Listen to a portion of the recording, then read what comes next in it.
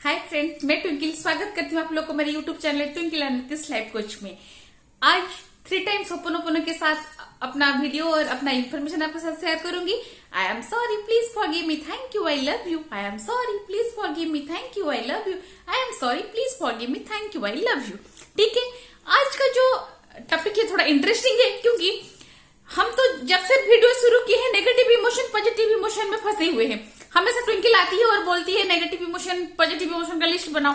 अरे दोस्त, और एक बात यहाँ बताना चाहूंगी, अगर हमको किसी से भी नेगेटिव इमोशन का एक्सपीरियंस होता है, मतलब एक्सपीरियंस तो होता है, हम जिंदा है इसलिए तो वो फेस मतलब वो फील कर पा रहे हैं, वो एक्सपीरियंस कर पा रहे हैं कि ये नेगेटिव है।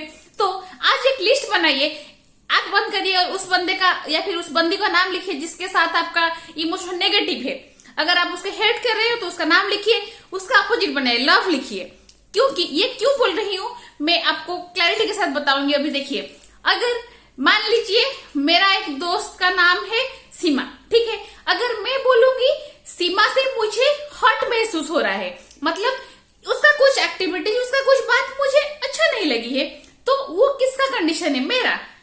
लेकिन क्या सीमा सबको उसका बिहेवियर क्या सबको खराब लगती है, या उसके बिहेवियर से क्या सब हर्ट होते हैं? किसको लव भी फील होता है, किसको अठास भी फील होता है। तो ये जो स्पेसिफिक पर्सन का आप एक काम करना, एक पेन एंड पेपर लीजिए, एक बंदे या फिर एक बंदी या फिर फैमिली में आप किसी का भी नाम लिख सकते हो। आप चाहे आपका माँ का नाम लिख सकते हो, चाहे आपका ससुराल में किसी का नाम लिख सकते हो, या फिर अपना हस्बैंड का नाम भी लिख सकते हो, या फिर खुद का नाम भी कभी कभी हम लिख सकते हैं, क्योंकि हम खुद से भी ज्यादा नाराज होते हैं। हम सबको कसूरवार ठहराते हैं, लेकिन खुद ही कसूरवार है, क्योंकि खुद को उतना प्यार उतना इंपॉर्टेंस नहीं देते हैं। तो पहला काम क्या है?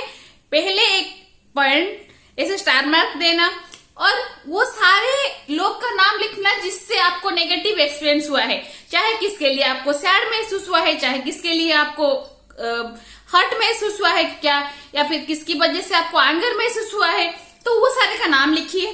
फिर दूसरे कलम में इंसिडेंट मत लिखिए उसके साथ जब आपका पहला रिलेशनशिप बिल्ड हुआ था।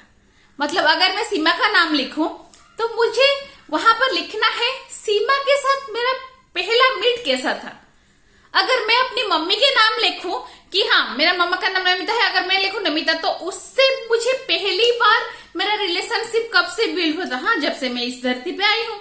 अगर मैं ससुराल में अपनी मदर इन लॉ अपनी बहू के नाम लिखूं तो उससे मुझे वो इंसिडेंट, वो पहला वाला जो फीलिंग्स, कहाँ पर रिलेशन बिल्डअप हुआ था, जब शादी करके आई, उनके साथ बातचीत हुई, वहां से जब उसकी बहू भी नीतीश का बीवी बनी, तब से उनके साथ मेरा रिलेशनशिप क्या था।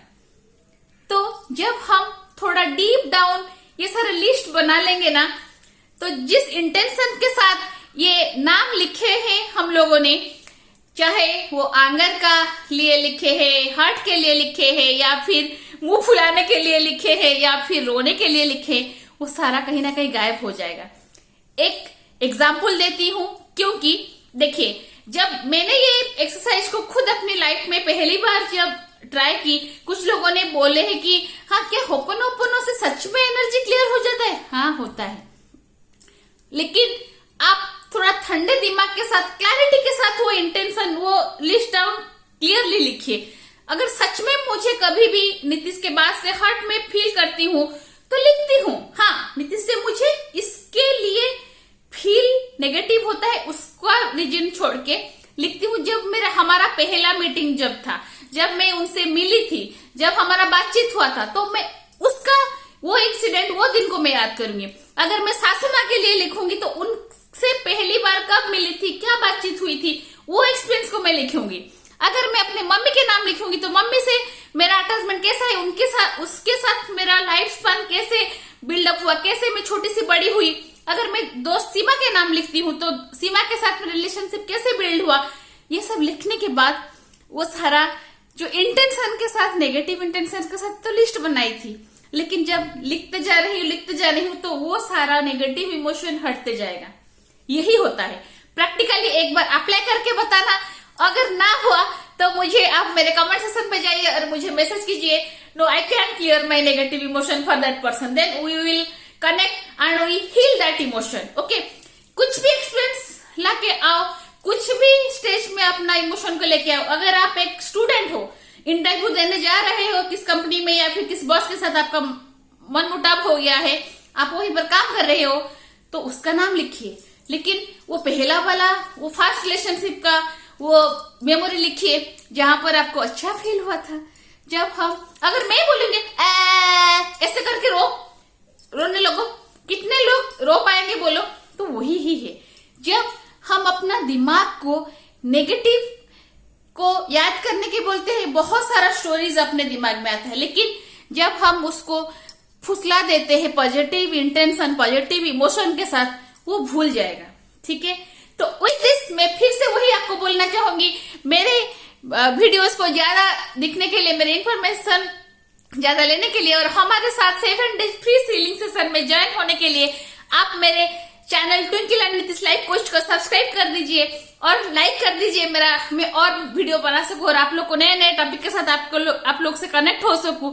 और अगर आप लोग को 7 डेज फ्री हीलिंग सेशन का अगर आप चाहते हो कि हमारे साथ और हीलिंग प्रैक्टिस करिए, तो आप मुझे मैसेज कीजिए, love heal and connect. And और एक बात यहाँ बताना चाहूंगी, how to clear negative emotion, ये सारे हीलिंग विथ होपोनोपोनो बुक में अमेजन साइट से नितिश नायक सर्च कीजिए और वहां पे हीलिंग विथ होपोनोपोनो का बुक आएगा एक, और वहां वो बुक खरीदिए और उसको पढ़िए एक बार, तो आप और किसी तरह और कितने सारे टेक्निक से हमको नेगेटिव इमोशन क्लियर करने के लिए वो सारा इन्फॉर्मेशन भी मिल जाएगा।